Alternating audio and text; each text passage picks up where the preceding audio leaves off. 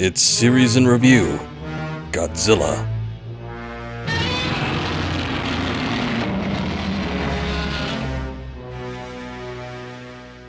With the release of Godzilla in 1954, the film would become a success and receive praise when released in the States as well as Japan over time.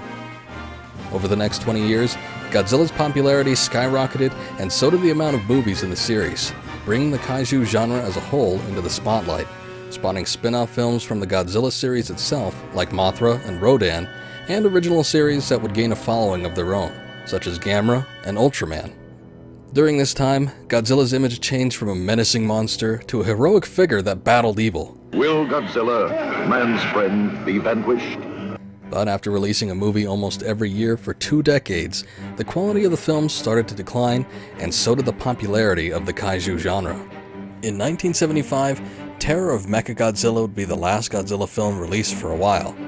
Now, it may have been the first Godzilla movie to show breasts, but it was the last time director Ishiro Honda would direct a Godzilla film, and the last Godzilla film audiences would see for nearly a decade.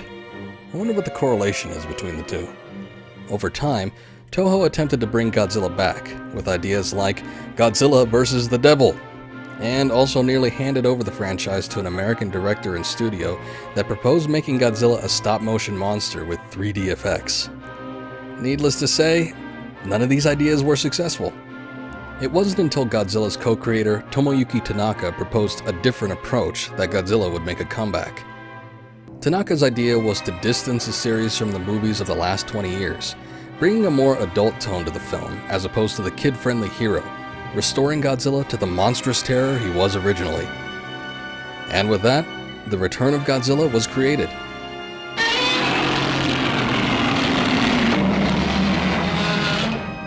This film would serve almost as a reboot to the series, ignoring the last 14 movies and instead being a direct sequel to the original. In 1984, The Return of Godzilla would be released in Japan, and 1 year later in the States, where it was renamed Godzilla 1985. Now, it's worth mentioning that the American release for this film, Godzilla 85, is heavily edited from the original Return of Godzilla. Being as there hasn't even been a DVD release of this film yet, due to licensing issues, unfortunately, I've only seen the American version of this film, so my impressions are based solely on this particular cut. The plot revolves around Godzilla's return after a 30-year absence, this time attacking anything with nuclear power, such as submarines and reactors and power plants, in an effort to feed off of the energy. How he survived the oxygen destroyer from the original film? I don't know. Raymond Burr's character Steve Martin offers this explanation. And just for the record, 30 years ago they never found any corpse. Okay. I guess after being dissolved into a skeleton, he just got up, walked off, and grew his flesh and organs back over time.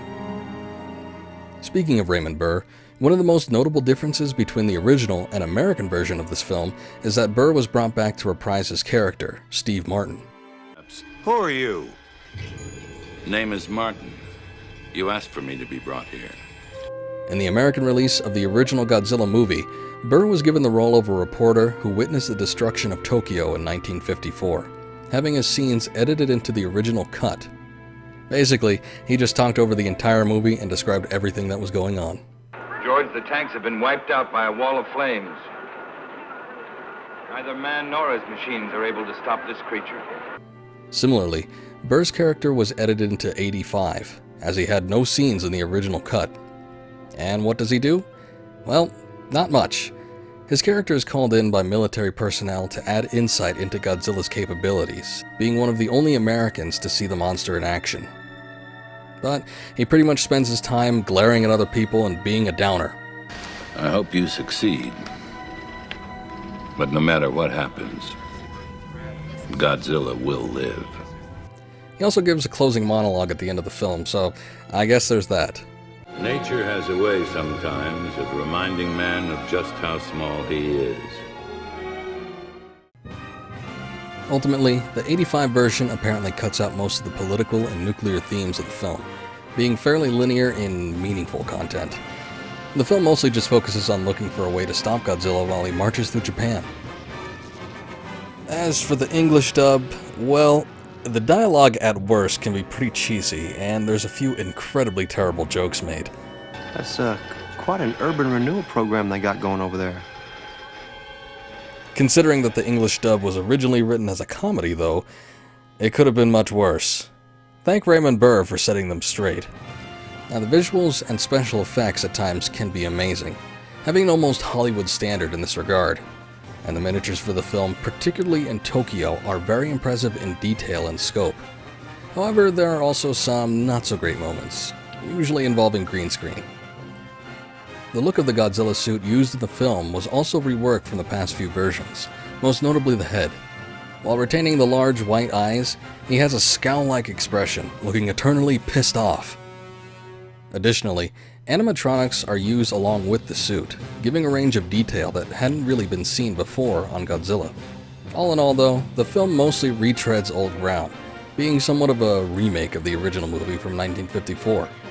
But while it may not have much that we haven't already seen, it's still cool to see a more modernized and bigger budget version of the classic monster. The film's leap in visual quality alone, when compared to the campier movies of the 60s and 70s, is an interesting thing to see, as this is a major step in the Godzilla franchise's evolution. And backed by what I consider to be a great soundtrack, there are definitely some good moments to be had. Overall, I'd say Godzilla 1985 is worth a watch at least once.